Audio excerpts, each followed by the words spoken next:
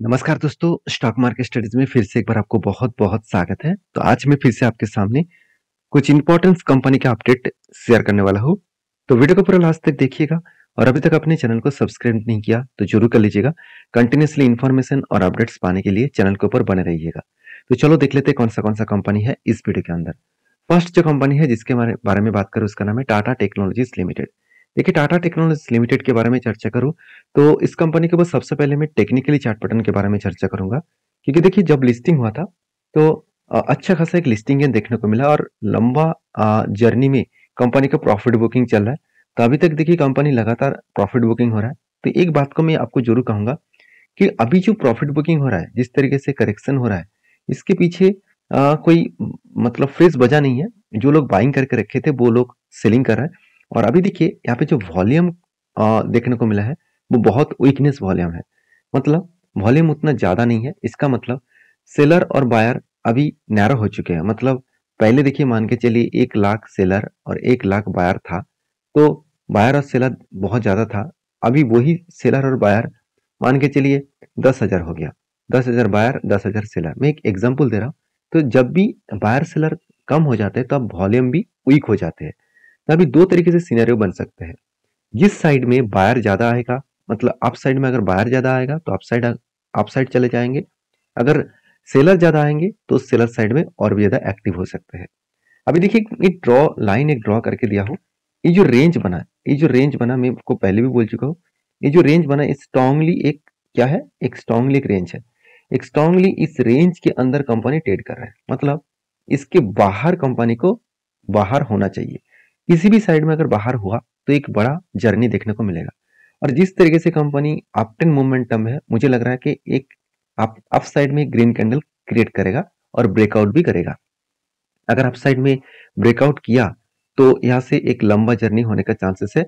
और यहाँ पे टारगेट जो है वो जो प्रीवियस हाई है 1335 के आसपास, उसी लेवल तक जाने का वो कोशिश करेंगे। अभी देखिए फिलहाल के लिए मैं फ्रेश एंट्री नहीं लेने वाला हूँ, क्योंकि जब तक कोई ब्रेकआउट ना दिखे तब तक मैं कुछ डिसीजन नहीं लूंगा। बाकी इस कंपनी के ऊपर क्या सही में सब कुछ ठीक ठाक है? अगर मैं क्वार्टर रिजल्ट के बारे में बात करूँ तो दिसंबर पिछले बार की तुलना से इस बार सेल्स अच्छा हुआ। पिछले क्वार्टर की तुलना से भी कंपनी का सेल्स अच्छा हुआ और प्रॉफिट भी कंपनी के ऊपर इस पिछले सालों की तुलना से इस बार ज्यादा हुआ। तो कुछ पॉइंट्स तो कंपनी को पॉजिटिव दिखने को मिला है। और उसके साथ साथ कंपनी का बैलेंस शीट भी देखेंगे तो जहां पे कंपनी का रिजर्व भी बढ़ता हुआ देखने को मिले और कंपनी के बोरिंग्स एक रेंज के अंदर 250 से 260 करोड़ के आसपास देखने को मिला। मतलब जो रिजर्व है वो एकदम सॉरी जो बोरिंग्स है वो ना के बराबर है। और सबसे इंपॉर्टेंट पॉइंट क्या है इस कंपनी का, जो है कंपनी की बिजनेस में कंपनी कितने बिजनेस के ऊपर इन्वेस्टमेंट किया है। अगर मैं कैपेक्स के बारे में बात करूं तो कंपनी के पिछली बार जो कैपेक्स था 62 करोड़, इस बार भी 65 करोड़ के आसपास कैपेक्स है। और मजेदार बात क्या आप जानते हैं, कंपनी के सेल्स ग्रोथ, प्रॉफिट ग्रोथ और नेट प्रॉफिट तीनों ही बहुत शानदार तरीके से 15% के आसपास देखने को मिला। सेल्स 15%, ऑपरेटिंग प्रॉफिट 15% और नेट प्रॉफिट 15%। तो एक अलग लेवल का प्रॉफिट ग्रोथ यहाँ पे देखने को मिले हैं। तो इसी कारण की वजह से शेयर के ऊपर एक मैसिव मोमेंटम जर्नी यहाँ पे देखने को मिल सकता है। बाकी इस कंपनी के ऊपर आपके क्या राय है जरूर कमेंट्स करना, क्योंकि जो इन्वेस्टर है इस कंपनी के, वो इन्वेस्टर भी देखेंगे तो एफआईएस के पास मतलब 2% होल्डिंग है और डीएस के पास भी 2% के आसपास होल्डिंग। बाकी कंपनी के जो प्रोमोटर है उसके पास होल्डिंग 55% है। उनमें से 100% अभी लॉकिंग है। अभी लॉकिंग चीज क्या होता है मैं आपको बता दूं। देखिए कोई भी शेयर अगर मार्केट में लिस्टिंग हो तो उसके बाद कुछ टाइम ऑफ पीरियड में कंपनी के शेयर लॉकिंग रहते हैं। अभी लॉकिंग रखने का कारण कौन सा है? देखिए मान के चलिए कंपनी लिस्टिंग होने के बाद ही अगर प्रोमोटर खुद माल बेचकर भाग गए तो कंपनी के ऊपर एक नेगेटिव न्यूज क्रिएट होगा और उसके कारण शेयर में एक बिग फॉल देखने को मिल जाएगा। और जो रिटेल पब्लिक जो निवेश करके रखे थे टॉप लेवल में, वो बुरी तरीके से फंस जाएगा और बहुत बड़ा लॉसेस उसको झेलना पड़ेगा। तो इसलिए सेबी के रूल्स के हिसाब से मार्केट में जब भी कोई कंपनी लिस्टेड होगा वो कंपनी के ऊपर हमेशा एक लॉकिंग पीरियड रहेगा कुछ टाइम ऑफ पीरियड में। तो लॉकिंग जब हट जाएगा तो सारी चीज वो माल को बेच सकते, खरीद सकते, कुछ भी कर सकते हैं। अभी नेक्स्ट जो कंपनी है उसके बारे में चर्चा करूंगा। उसके नाम है क्लीन साइंस एंड टेक्नोलॉजीज। देखिए क्लीन साइंस एंड टेक्नोलॉजीज जो कंपनी एक देखा जाए तो एक केमिकल सेक्टर से बिलोंग करते हैं। और इस कंपनी के ऊपर सबसे पहले मैं बात करूं कंपनी के टेक्निकली चार्ट पैटर्न्स के ऊपर। देखिए जिस तरीके से कंपनी एक पैटर्न क्रिएट किया, आप इस पैटर्न्स को फॉलो अप करना पड़ेगा। जैसे देखिए कंपनी का एक रेंज क्रिएट हुआ जो करीबन 20% के आसपास है। तो 20% के आसपास कंपनी का एक रेंज बना।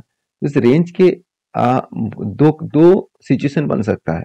पहली सिचुएशन क्या है, जब भी कुछ इस तरीके से बाइंग कैंडल बने तो आपको सबसे पहले देखना है कि वो 200 डेज के ईएमए के नीचे बन रहा है कि ऊपर बन रहा है। अगर 200 डेज ईएमए के नीचे बना, स्टार्टिंग उसका नीचे हुआ, तो सोचना एक पॉसिबिलिटी है जब भी इस नीचे लेवल को टच करेंगे, मतलब जो एंटी लेवल है उस लेवल को टच करेंगे, तो वहां पे मेरा एंटी बनेगा और टॉप लेवल में जिसके इसका टॉप रेंज है उस रेंज में मेरा टारगेट बनेगा।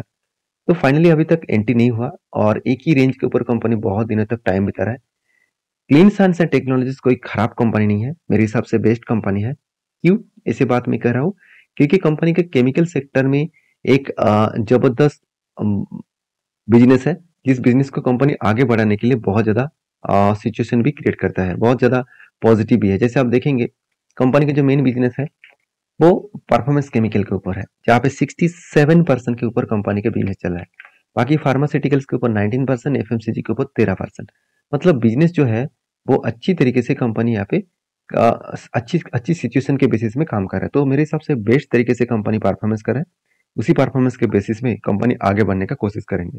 बाकी इस कंपनी के ऊपर अगर मैं फाइनेंशियल डिटेल्स के बारे में बात करूं, तो जो लोग सोच रहे थे कि कंपनी का सेल्स कम हो गया, कंपनी का प्रॉफिट मार्जिन कम हो जाएगा, उसके लिए बता दूं प्रॉफिट तो कम हुआ मगर उतना ज्यादा नहीं।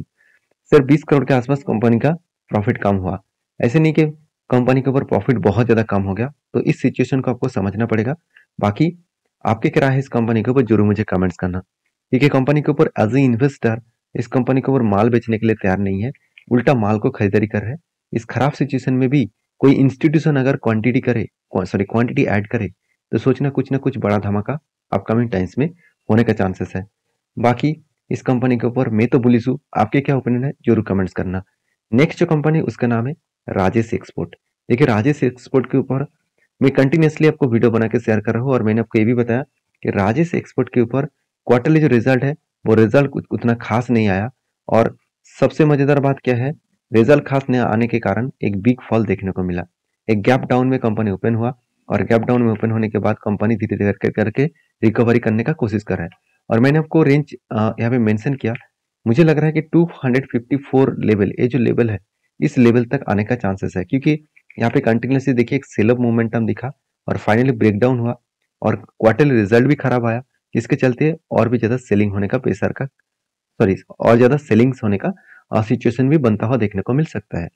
और ये जो लेवल है यहाँ पर 254, ये लेवल मैंने जो सिचुएशन आपके साथ शेयर कर रहा हूँ वो प्रीवियस इसका एक स्ट्रांगली क्या था, एक स्ट्रांगली रेजिस्टेंस था। उसी रेजिस्टेंस को ब्रेक करने के बाद एक बड़ा जर्नी हुआ था, तो वही रेजिस्टेंस कंपनी के लिए अभी बन जाएगा एक सपोर्ट। तो सपोर्ट के आसपास कंपनी आने के बाद किस तरीके से रिएक्ट करते हैं, उसी बेसिस में मैं इस कंपनी के ऊपर कुछ काम करने वाला हूँ। बाकी इस कंपनी के ऊपर मैंने ट्रेड कंटिन्यू इसीलिए कर रहा हूँ क्योंकि कंपनी का जो परफॉर्मेंस है वो तो आपको शानदार दिखेगा, उसके साथ साथ कंपनी के ऊपर इन्वेस्टर कोई भी माल बेचने के लिए तैयार नहीं है, उल्टा एफआईएस ने कंटिन्यू बाई कर रहा है। और sorry mutual fund continuously buy कर रहा है और एफआईएस होल्डिंग को कंटिन्यू कर रहा है। जो पहले 17% था आज 15.5% के आसपास है, तो उतना क्वांटिटी नहीं बेचा और प्रोमोटर ने कोई भी माल को नहीं बेचा। प्रोमोटर कंटिन्यू खुद के होल्डिंग को मेंटेन कर रहा है। और सबसे मजेदार बात यही है कि कंपनी के ऊपर जो रिजल्ट की आशा कर रहा था, रिजल्ट अच्छा खासा आएगा। ऑब्वियसली सेल्स अच्छा खासा हुआ, 65,000 करोड़ के आसपास सेल हुआ, जो पिछली बार की तुलना से बहुत ज्यादा है, डबल के आसपास है। मगर कंपनी एक्सपेंस इतना ज्यादा कर बैठे जिसके चलते कंपनी का नेट प्रॉफिट सिर्फ 12 करोड़ हो गया, मतलब प्रॉफिट ग्रोथ बहुत कम हो गया। तो यही एक वीकनेस पॉइंट है कंपनी के लिए। इस वीकनेस पॉइंट के कारण कंपनी के ऊपर एक प्रेशराइज देखने को मिला। बाकी आपके क्या ओपिनियन है इस कंपनी के ऊपर जरूर मुझे कमेंट्स करना। नेक्स्ट जो कंपनी उसका नाम है हीरो मोटोको। हीरो मोटोको के बारे में कुछ बोलने का जरूरत नहीं। इस कंपनी 2300 से आज 5000 रुपये के आसपास चल रहा है और कंपनी के ऊपर एज ए इन्वेस्टर भी इस कंपनी के ऊपर कंटिन्यू बने रहता है, क्योंकि इतनी जबरदस्त कंपनी के ऊपर कौन माल बेचना चाहेंगे। इसलिए कंपनी खुश होकर बड़े एक अनाउंसमेंट कर दिया, एक साथ दो दो डिविडेंड देने वाले हैं। एक 75 रुपीज करके इंटीम डिविडेंड देने वाले हैं और 25 रुपीज करके स्पेशल डिविडेंड मिलने वाले हैं। करीबन 100 रुपीज का डिविडेंड यहाँ पे मिलने वाला है और वो भी 21 तारीख को, फरवरी के 21 तारीख को कंपनी आपको डिविडेंड देने वाला है। तो ये था कुछ कंपनीज का अपडेट। वीडियो में अगर जानकारी अच्छा मिले तो प्लीज लाइक करना, दोस्तों के साथ भी शेयर करना, चैनल को भी सब्सक्राइब करना। मिलते हैं नेक्स्ट वीडियो में, तब तक के लिए धन्यवाद।